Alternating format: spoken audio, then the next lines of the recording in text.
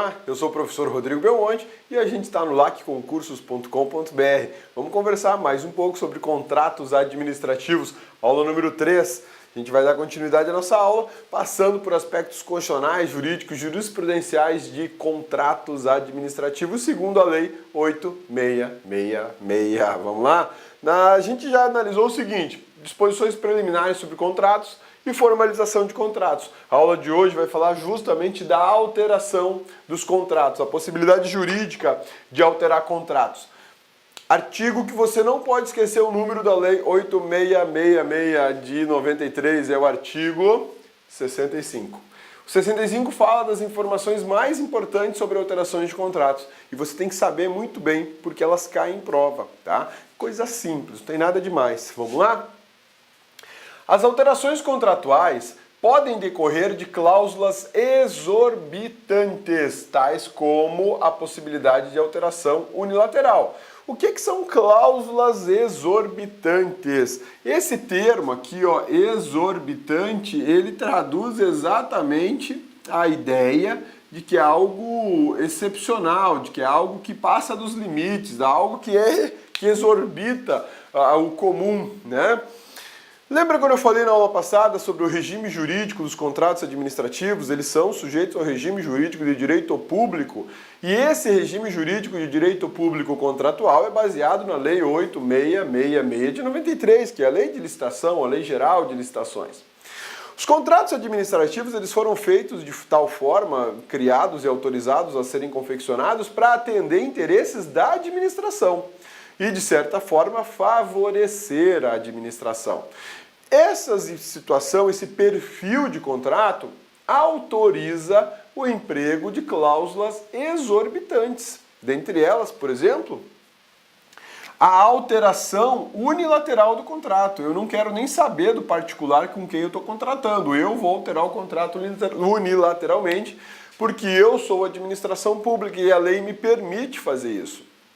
Essas cláusulas exorbitantes, elas têm espaço no direito público para contratos administrativos. Contratos em que não há igualdade entre as partes. Os contratos administrativos, eles não têm igualdade. Como assim igualdade, cabeça?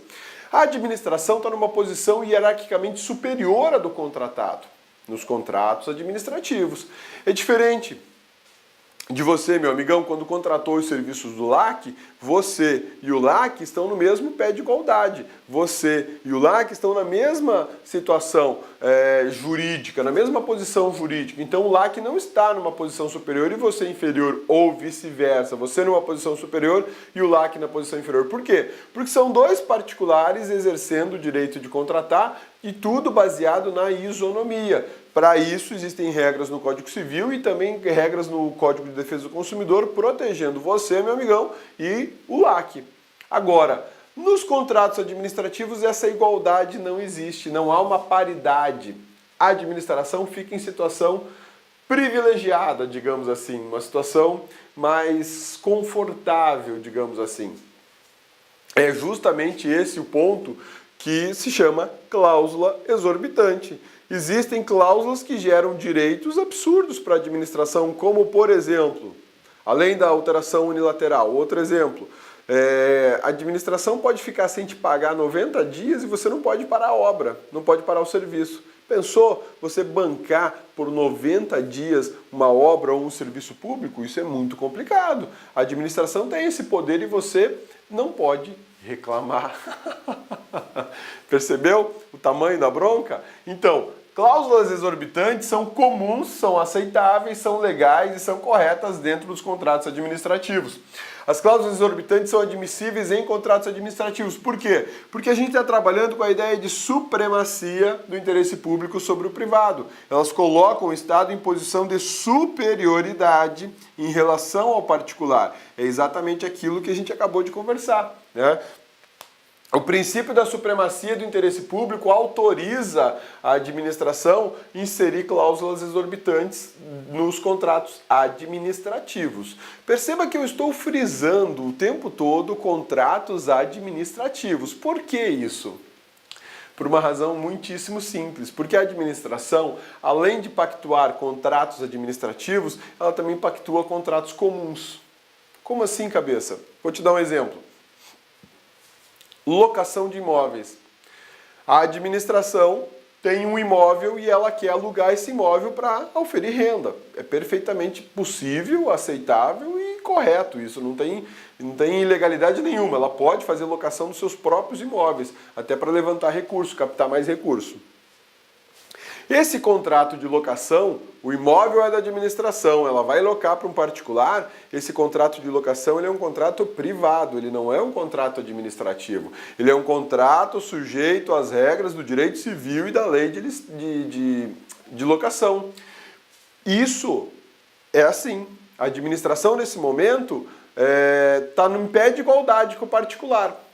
Cabeça, e se a administração é que fosse locar um imóvel para ela? Mesma coisa, o contrato de locação seria um contrato de locação baseado em regras do direito privado. Agora, os contratos públicos, concessão, permissão, autorização, contratação de um serviço público por contratos administrativos, ou melhor, contratação de um serviço para o poder público em contratos administrativos, aí eu não tenho mais a igualdade. A administração está numa posição superior. Então, a administração ela vai realizar contratos comuns, como eu e você realizamos, e vai realizar os contratos administrativos, que são contratos dotados de cláusulas exorbitantes, e elas não podem ficar fora. Por exemplo, a cláusula que possibilita a alteração unilateral, ela é obrigatória no contrato, ela não vai ficar fora, né? Por que isso é admissível? Porque o princípio da supremacia do interesse público autoriza que o legislador insira na lei de licitação esse tipo de cláusula. Você vê como é importante entender e conhecer princípios? Muita gente fala, princípio, não tem nada, né?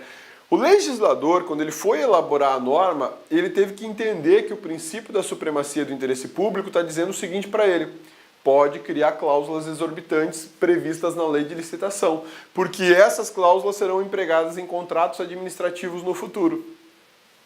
Entendeu? A sacada, como é que é? Contratos privados seriam causa de nulidade. Uma cláusula exorbitante em um contrato privado seria uma causa de nulidade contratual. Vou te dar um exemplo disso bem bacana, que frequentemente aparece em processos lá no Ministério Público Federal sobre isso. Você estuda numa universidade particular, beleza? E aí faltou grana, você não está dando conta de pagar a mensalidade, você não tem nenhum benefício para continuar estudando e a faculdade falou, você não vai fazer prova, você não vai fazer rematrícula, você não pode mais entrar aqui. Para entrar aqui tem que pagar, né? Se é uma universidade privada, tem que pagar, ponto final. Tá bom. Aí você vai para a justiça e fala assim, juizão, eu tenho direito de estudar. Está lá na Constituição, garantia de acesso à educação, inclusive no nível superior. Como eu estou inadimplente, a faculdade não me deixa estudar. Dá uma ordem judicial para eu poder entrar e fazer as provas, assistir a aula até que eu consiga renegociar. Porque afinal de contas, eu estou sendo coagido. Eu não tenho dinheiro, realmente eu estou sem grana e de fato eu estou sem pagar. Mas eu não posso ser coagido a pagar, me proibindo de ter acesso às aulas. Afinal de contas, educação é um direito fundamental, ainda que seja educação superior. O juizão pode falar assim, beleza, você tem razão, e dar uma ordem para a faculdade, libera a entrada e as provas. Ou o juizão vai falar, não. Não, porque isso não é um contrato administrativo, em que a instituição é obrigada a te prestar o serviço ainda que você não a pague. Pelo contrário, é um contrato privado, sujeito ao Código Civil. E no Código Civil tem uma regra que diz o seguinte, eu não sou obrigado a dar a minha prestação contratual até que você dê a sua. Eu não sou obrigado a prestar o serviço de educação superior até que você cumpra com a sua obrigação de me pagar. Você não me pagou, eu não sou obrigado a prestar o serviço de educação, então eu não vou prestar para você. Código Civil, regras do direito privado. E isso eu aplico em contratos privados. Então perceba que o regime jurídico de direito privado ele é muito mais igualitário, digamos assim, do que o regime jurídico de direito público. Nesse momento, se eu colocar uma cláusula exorbitante dessa que permite a alteração unilateral do contrato ou obriga uma das partes a manter o contrato por 90 dias pelo menos sem pagamento, isso se chama cláusula abusiva, cláusula leonina, cláusula exorbitante. No direito privado isso gera nulidade contratual, né? Você já deve ter ouvido falar de contratos em que você compra um objeto na loja e aí tem lá um dispositivo assim, quando você assina um termo de recebimento, de, sei lá, um contratinho lá na loja, às vezes aparece uma cláusula contratual dizendo assim, o comprador, o consumidor, abre mão do seu direito à indenização em caso de danos do equipamento. Isso é uma cláusula abusiva. O Código de Defesa do Consumidor proíbe e o Código Civil também proíbe. Mas na administração pública isso seria tolerado. Por quê? Porque a preocupação é com o interesse público e não com o interesse do particular. O que interessa no contrato administrativo é garantir o interesse público, a finalidade administrativa, o objetivo da administração, tá? Por isso que a gente pode falar que as cláusulas exorbitantes em contratos privados geraria nulidade. Agora, cláusulas exorbitantes em contratos administrativos não gera nulidade, não gera, tá? Cláusulas exorbitantes também são conhecidas como cláusulas leoninas, cláusulas abusivas. Essa classificação tem maior importância lá no direito privado, mas é possível aparecer na sua prova de direito administrativo perguntando o seguinte: são admitidas cláusulas leoninas nos contratos administrativos? São, porque as cláusulas leoninas são cláusulas exorbitantes, são cláusulas abusivas. No direito privado, cláusula abusiva ou leonina são razão de nulidade contratual, ou pelo menos nulidade daquela cláusula do contrato, se é possível eu ainda aproveitar o restante do contrato. A cláusula exorbitante não precisa constar expressamente no contrato, pois seus efeitos são decorrentes de lei e são implícitas a quaisquer contratos administrativos. Esse dispositivo da lei de licitações, ele é muito interessante, porque ele está me dizendo o seguinte: olha, existem cláusulas exorbitantes, leoninas ou abusivas a favor da administração. Tudo bem? Tranquilo? A lei está me falando isso. Elas devem constar em contrato. Ok? O correto é que elas constem em contrato. Eu falei no início que era obrigatório, mas que na minha cabeça de neurótico, porque mexer com um contrato é uma coisa interessante. Você tem que estabelecer tudo que você pensou, joga no papel. Não importa se é contrato com a administração ou com o particular. Pensou, raciocinou, imaginou uma hipótese, joga no papel, porque fica registrado, vira cláusula contratual. E a cláusula exorbitante, do meu ponto de vista, ela deveria obrigatoriamente constar do contrato. Por quê? Impossibilita o esquecimento, o desaviso. Putz, não sabia, né? Por que eu prefiro assim? Porque o contrato fica mais claro, objetivo e honesto. Não há risco aí de querer dar o tombo em alguém. Acontece que a lei e o legislador não pensam dessa forma. Olha, já está previsto em lei a cláusula exorbitante, eu não preciso colocar isso no contrato porque está na lei. Quem é que fica lendo a lei de licitações?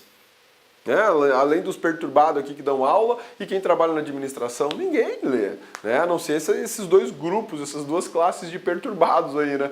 Então eu prefiro que ele conste obrigatoriamente, mas agora eu tenho que te dar a opção, na verdade, a visão, na verdade, da prova. E na prova ela pode constar ou não pode, não seria uma cláusula obrigatória. Por quê? Porque a lei dispensa. A lei diz o seguinte: ainda que não conste, ela está valendo. Olha só. Ainda que não conste, ela está valendo. Por quê? Porque as cláusulas exorbitantes são previstas em lei. Constando ou não no contrato não interessa, elas têm que ser observadas. Lembra daquele raciocínio que eu falei para você no início das nossas aulas de contrato, que o edital de licitação ele é parte integrante do contrato e o contrato é parte integrante do edital de licitação? Pois bem, as cláusulas exorbitantes estão previstas na lei e elas são partes integrantes do contrato ainda que não estejam escritas no contrato. Essa é a sacada, porque mesmo que de repente o administrador vacilou, não colocou ou não quis colocar a cláusula exorbitante, ela está valendo, mesmo que não esteja no contrato. Louco isso, né? Por isso que a gente tem que estudar bastante, para não ser enrolado. Então, Se te perguntarem o seguinte na prova, as cláusulas exorbitantes são de registro obrigatório em contrato? Não, não são. Elas deveriam constar obrigatoriamente, mas elas não são obrigatórias. Eu falei inicialmente obrigatório porque na minha cabeça eu trabalho assim. Eu prefiro isso. Mas eu tenho que lembrar sempre, em provas de concurso público, elas não serão obrigatórias. Por quê? Porque os efeitos dela decorrem de lei. Na verdade, todos os efeitos jurídicos decorrentes de lei não precisam necessariamente estar escritos em contratos. O ideal é que estejam, porque assim eu gero transparência, gero clareza, gero objetividade. Mas não constou, mas está na lei, está valendo do mesmo jeito. Não é porque não está no contrato que eu não vou aplicar no caso concreto. Eu aplico porque o efeito decorre da lei, não decorre do contrato.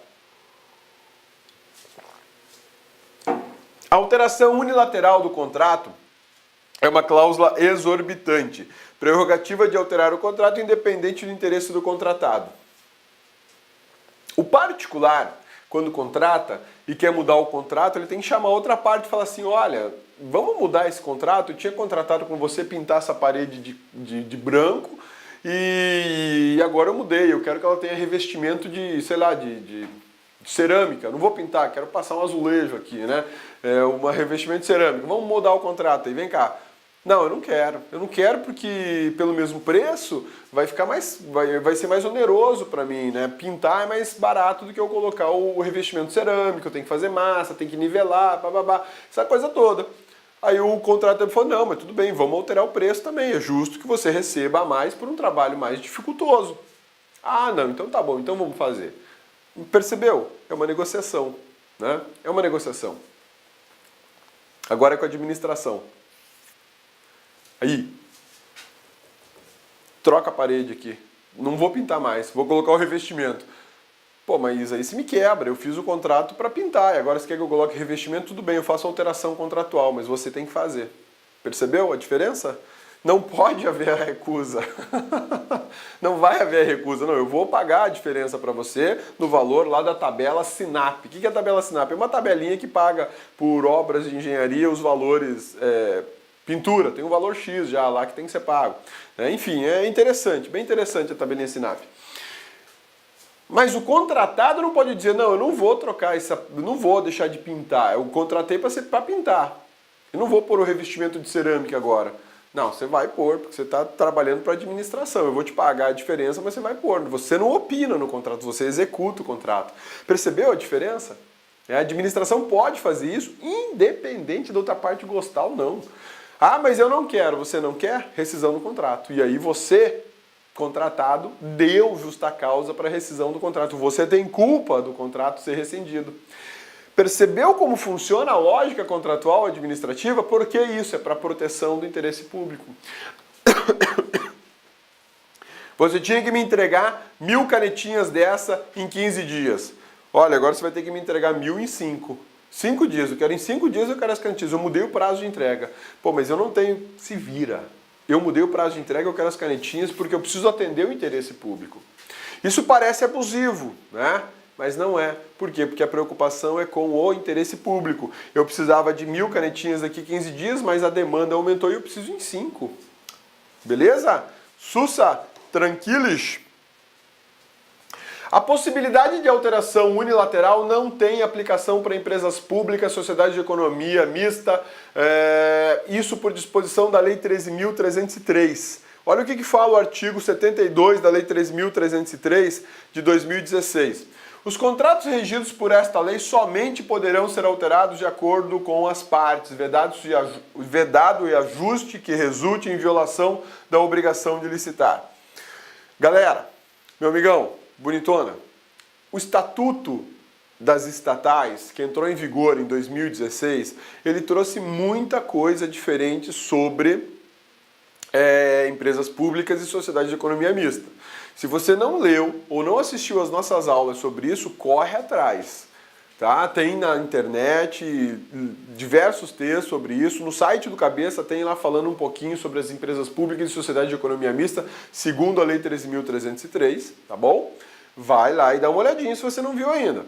Vou te dar só uma noção do que fala essa lei, que ela é gigante, é uma mega lei, a gente já atualizou a nossa aula nesse ponto, e ela diz o seguinte: As empresas públicas e sociedades de economia mista, os contratos que elas fizerem, ainda que tratados como contratos administrativos, a alteração unilateral não é possível. Sempre haverá acordo entre as partes.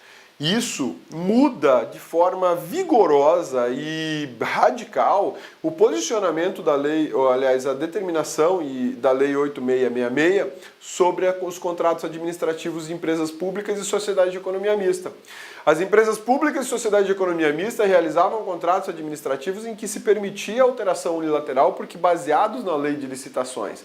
Agora, com o Estatuto das Estatais, que é a Lei 13.303 de 2016, essa possibilidade desapareceu. Eu não posso mais fazer alteração unilateral. Essa cláusula exorbitante não faz mais parte da vida das sociedades de economia mista e das empresas públicas. Então, fica esperto. Já pensou numa prova? Todo contrato administrativo terá a possibilidade de alteração unilateral? Verdadeiro ou falso? Falso. Porque os contratos administrativos de sociedade de economia mista e empresas públicas não poderão mais ter alteração unilateral. Essa cláusula exorbitante não se aplica mais para elas. Por quê? Porque uma lei nova, que é a Lei 13.303, mudou isso. Mudou isso para sociedade de economia mista e para empresas públicas. Beleza?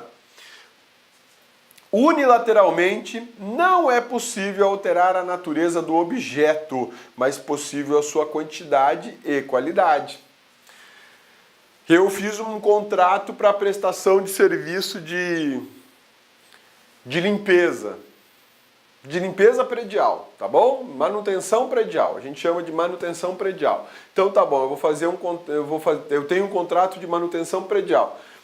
E aí essa empresa que presta serviço de manutenção predial, ela também faz serviços de engenharia. Aí eu faço a mudança unilateral do contrato. Olha, até ontem você fazia manutenção, limpava, trocava lâmpada, arrumava tomadinha, né? Pregava televisor na parede. Agora é o seguinte, eu estou mudando o objeto desse contrato e você vai construir o anexo do prédio. Não pode. Loucura. Eu estou mudando, modificando, convertendo, alterando o objeto do contrato. Isso aí é uma insandícia, eu não posso fazer isso de jeito nenhum. Os contratos, eles têm essa possibilidade de alteração unilateral, mas eu não posso mudar a natureza do objeto do contrato. Se era um contrato de serviço, eu não posso transformar num contrato de entrega de bens. Se era um contrato de compra, eu não posso transformar num contrato de serviço. Eu estou alterando a natureza do contrato. Eu tenho que fazer uma licitação para isso. Porque dentro das contratações administrativas é tudo ligado, é tudo ligado. Se eu vou licitar a aquisição de câmeras como essa aqui do estúdio, eu não posso, no meio do caminho, resolver a aquisição de monitores como esse. Não dá, não é possível. A administração vai comprar câmera porque a necessidade é câmera. Se a necessidade fosse monitor, a licitação seria para monitor. E aí o motivo de aquisição da câmera é diferente do motivo de aquisição do monitor. O motivo de aquisição do monitor é diferente do motivo de aquisição da câmera. Atos administrativos, teoria do ato administrativo. Eu tenho que ter um motivo que autorize a prática do ato. O que é o motivo? Uma regra que me autoriza e um fato que indica a necessidade. E aí eu tenho aquela teoria da congruência dos atos administrativos. É justamente por isso que eu não posso mudar unilateralmente o objeto do contrato, porque eu vou estar subvertendo a regra, eu vou estar criando uma fraude no processo licitatório. Pô, você fez um processo de licitação para a Câmara e agora você quer contrato, você quer monitor? Não dá, filho. Se eu soubesse que você ia querer monitor, eu, que só vendo monitor, teria participado da licitação. Mas quando eu vi lá câmeras, eu não participei. Viola a legalidade, viola a igualdade, viola a probidade, viola a isonomia, né? Já falei. Então, tudo isso são situações que a lei de licitações prevê sobre contratos e as suas respectivas alterações que nós devemos observar, tanto para concurso como para quem já trabalha na administração. Agora, a quantidade eu posso mudar. Olha, eu vou comprar 15 câmeras dessa. Beleza? Beleza. Mas aí, pô, descobri que a câmera é excepcional, ela é fantástica, ela é muito boa e o preço tá bom demais. Quer saber? Eu pedi 15, mas na verdade eu precisava de 20, né? 20 não dá, porque vai passar do limite de 25%. Eu pedi 15, mas na verdade eu preciso de 17. Eu preciso ter uma câmera reserva e uma para viagem. Beleza, então vamos fazer o seguinte, me fornece mais duas. Pode? Claro, aí a alteração unilateral é perfeitamente possível, sem problema nenhum. Existem alguns limites que a gente vai conhecer até onde que eu posso fazer a modificação de quantidade num contrato licitatório. Não é tão livre assim, modifica como quer, a hora que quer, não é um oba-oba, né? Existem limitações. Para compras e serviços em gerais, eu posso mudar 25% da quantidade do contrato. Se eu contratei 100, eu posso contratar até 125. Né? Agora, obras, engenharia e reformas, eu posso alterar 50% do contrato. A gente já vai ver isso. Daqui a pouquinho a gente chega lá. Os contratos regidos pela Lei 8666 poderão ser alterados com as devidas justificativas nos seguintes casos. Qualquer alteração, ponha isso na sua cabeça, meu amigão, bonitona, qualquer alteração de contratos administrativos é feita por um ato administrativo. E se eu tenho um ato administrativo alterando um contrato, este ato administrativo precisa de motivo. Precisa de justificativa, precisa de causa. Qual é a razão da alteração? Justifico a razão, que é a motivação do ato. Farei a alteração unilateral do contrato pelas seguintes razões. Enumera lá 1, 2, 3, enfim, o que for necessário. E pronto, você justificou a razão de estar alterando esse contrato. Tá? Quando for unilateral, a gente tem a situação de alteração unilateral, então eu tenho que ter a justificativa pela administração quando houver modificação do projeto ou das especificações para a melhor adequação técnica dos seus objetivos. Aqui, modificação do projeto ou das especificações geralmente está vinculada à ideia de algum serviço ou de uma obra. Vamos lá. Eu vou construir um prédio para o Ministério Público Federal em Anápolis. E aí eu faço uma previsão de ter 10 gabinetes, 10 assessorias, uma sala de reuniões, enfim. E aí eu percebo que 10 gabinetes é um número insuficiente. Mas eu já fiz o projeto, já licitei inclusive. Por quê? Porque nós teremos mais procuradores, vamos ter mais servidores. Né? Isso na hora da elaboração do projeto era uma informação desconhecida. Ninguém tinha dado essa informação para quem elaborou o projeto básico ou o termo de referência da obra. Aí eu posso falar o seguinte, filho. Nós vamos fazer uma alteração, eu preciso de mais 2 gabinetes e mais 2 salas de assessoria. Ah, mas eu não quero fazer. Não tem querer, eu estou alterando unilateralmente o contrato. É diferente do projeto, porque no projeto eu imaginei que 10 gabinetes resolvia a minha vida. Mas acabou de me chegar uma informação que nós teremos mais pessoas trabalhando no local. Eu preciso de um prédio um pouco maior, então nós vamos alterar o contrato. Cabeça, mas nesse caso você está alterando o contrato unilateralmente e o contratado não pode se opor. Não, ele não pode se opor. Mas aí, ele vai ter que trabalhar mais, vai ter que contratar mais gente por mais tempo, mais material, e aí quem que vai pagar isso? A administração. Quando eu aumentei a quantidade do objeto contratado, eu aumento consequentemente o valor, porque senão eu tenho enriquecimento ilícito. Não pode, isso é proibido. A administração não pode enriquecer ilicitamente à custa do particular. Então, nesse momento, eu aumento o objeto do contrato e também aumento o pagamento. Isso é lógico, é uma consequência natural, né? Por que isso? Porque eu precisei modificar o projeto ou alguma especificação. Ah, tudo foi feito para ter lâmpada fluorescente. Mas aí veio um estudo do meu órgão dizendo que a lâmpada de LED vai fazer uma economia infinitamente superior que a lâmpada fluorescente, vai diminuir o custo de manutenção do prédio pronto, né? Então, ó, é o seguinte, filho, eu tinha pedido tudo isso aqui com lâmpada fluorescente, reator e tal, esquece, nós vamos pôr tudo lâmpada de LED. Estou alterando o contrato aqui unilateralmente, você se vira e cumpra, né? Melhor adequação técnica, às vezes um equipamento novo, um produto novo, uma tecnologia nova de construção ou de prestação de serviço para limpeza, para vigilância, eu posso alterar o contrato. Quando necessária a modificação do valor contratual em decorrência de acréscimos ou diminuições quantitativas de seu objeto, nos limites permitidos pela lei. O valor pode ser modificado também, mas eu tenho que ter uma causa para isso. Não é simplesmente vou reduzir o valor ou vou aumentar o valor. Quando fala em dinheiro, a situação é muito mais delicada do que quando eu aumentar a quantidade de objetos, né? Então, para e pensa. Eu contrato o fornecimento dessa canetinha a R$1 cada canetinha, tá bom? Só que eu vou comprar 1000 canetinhas. 1000 canetinhas por R$1 é bacana. Agora se eu for na loja comprar uma, eu vou pagar R$1,50. Mas como eu vou fornecer em grande quantidade, deu para dar um desconto, ganhar a licitação fornecendo ela por R$1. Beleza, show de bola. Só que aí, no meio do contrato, eu falo, olha, eu não quero mais 1000 não.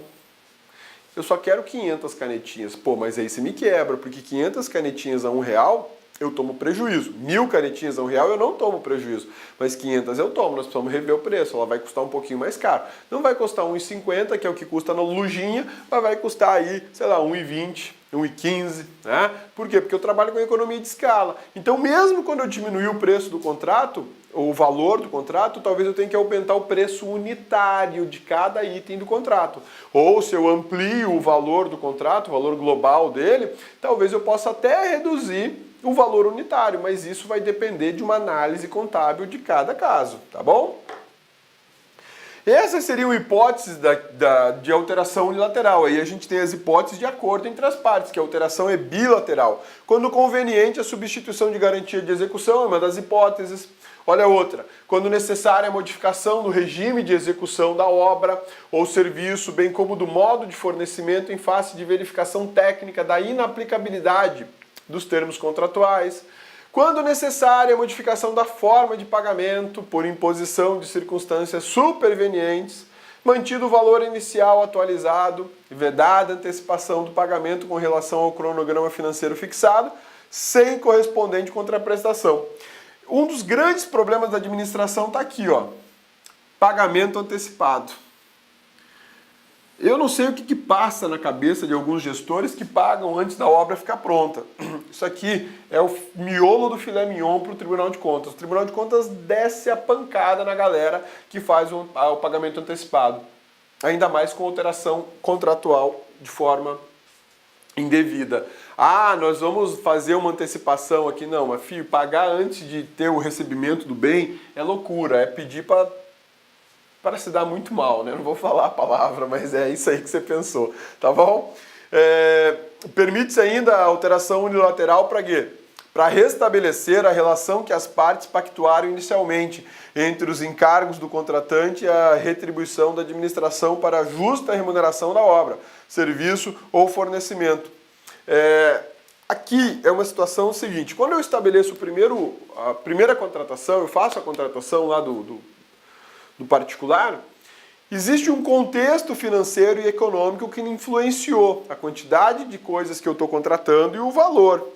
E pode acontecer que no decorrer do contrato alguma coisa mude de preço vertiginosamente. E aí eu vou onerar demais o contratante ao ponto de causar um desequilíbrio econômico-financeiro no contrato. Então, nesse momento, fica autorizado as partes a negociarem isso. Vou te dar um exemplo concreto. No Ministério Público Federal nós fizemos aquisição de cofres digitais, igual aquele de hotel, que você vai lá, digita uma senhazinha, né, e você pode utilizar o cofre. O Ministério Público comprou dois tipos, um grande e um menorzinho desse de gaveta. Acontece que esses equipamentos são dolarizados. E quando a gente comprou, o dólar estava baixo. Quando a gente firmou o contrato, na verdade, o dólar estava baixo. E aí, no meio da execução do contrato, o dólar disparou. Foi lá em cima e foi quando a administração pediu os cofres.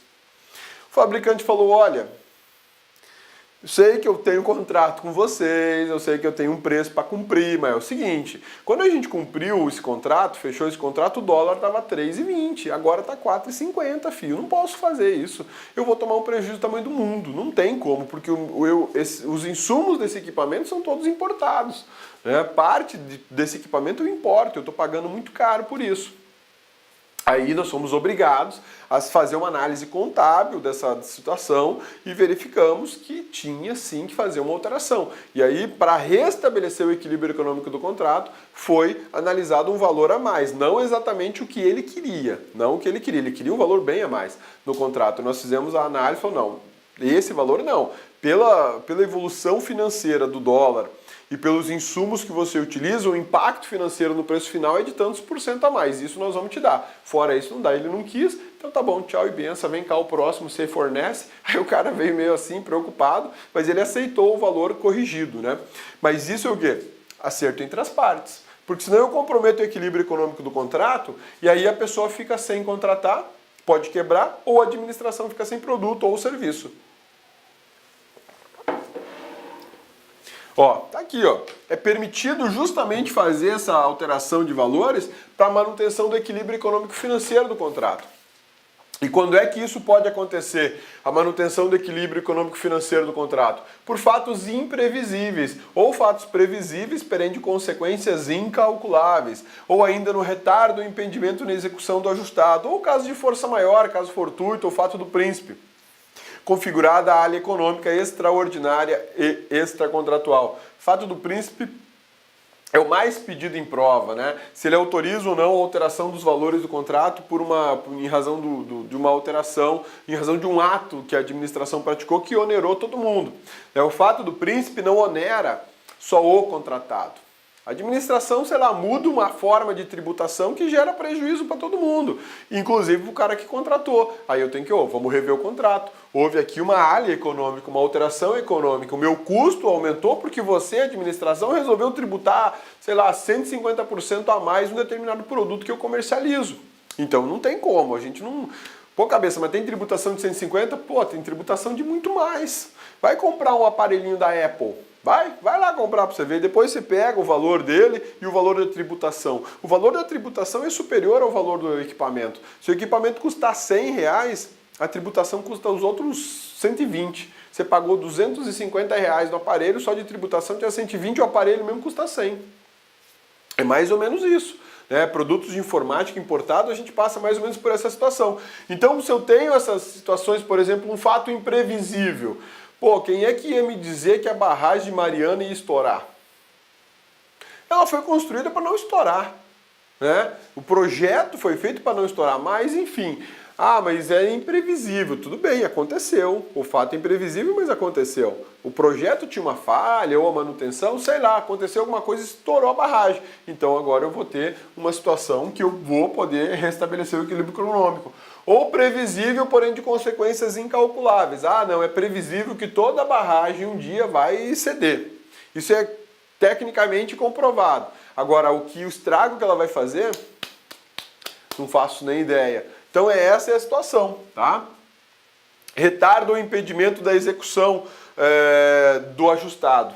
Nessa situação, quando eu tenho suspensão, por exemplo, de obra, eu atraso a obra por causa de um problema qualquer, chuva, sei lá o que, e aí eu tenho que restabelecer o equilíbrio econômico-financeiro. O contratado fica obrigado a aceitar nas mesmas condições contratuais os acréscimos ou supressões que se fizerem nas obras ou serviços ou compras. Por isso é que a gente tem cláusulas exorbitantes. Ele não pode simplesmente fugir do acréscimo ou da supressão. Ele vai ter que fazer aquilo que eu estou estabelecendo para ele fazer, tá? Agora vamos falar dos limites. Esses limites caem muito em prova. Quanto eu posso alterar da quantidade de objeto licitado? Quanto eu posso aumentar, digamos assim, em produtos, né? Olha lá, os limites para acréscimos ou supressões, ou seja, tanto para aumentar como para diminuir a quantidade, são de 25% do valor inicial atualizado no contrato, reforma de edifício ou de equipamento, 25% do valor inicial atualizado do contrato. Então, obras não, compras e serviços em gerais eu posso aumentar 25% ou suprimir, diminuir 25%. Agora com obras, serviço de engenharia, reforma de equipamento aqui, eu posso mexer com 50%. Beleza? Esses dois índices aqui você tem que saber muito bem eles, porque eles vão cair em prova. Então é aquele negocinho da canetinha marca-texto. Pode pegar, marcar isso aqui, porque isso vai cair na tua prova. Vão te perguntar, reforma de edifício ou de equipamento? Até 50%, né? Que é um serviço de engenharia, é uma obra. Então até 50%. Os demais contratos, 25%.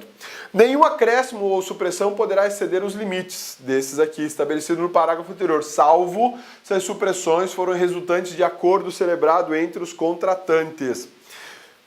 Essa alteração de 25 e 50, ela é unilateral. A administração só comunica o fornecedor dela e diz estou aumentando ou estou diminuindo, né? Por isso, cláusula exorbitante. Pô, eu fico na mão da administração exatamente. Agora, esses limites aqui, eu posso ter uma alteração superior ou inferior a eles, superior a eles, tanto para aumentar 25 como para diminuir mais que 25, se eu tiver um acordo entre as partes. Isso é possível. Quando o contrato não contemplar preços unitários para obras ou serviços, serão fixados mediante acordo entre as partes.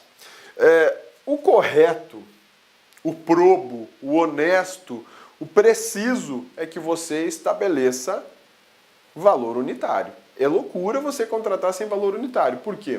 Porque quando você tem alteração no mercado, alteração de insumos, você tem alteração no valor unitário.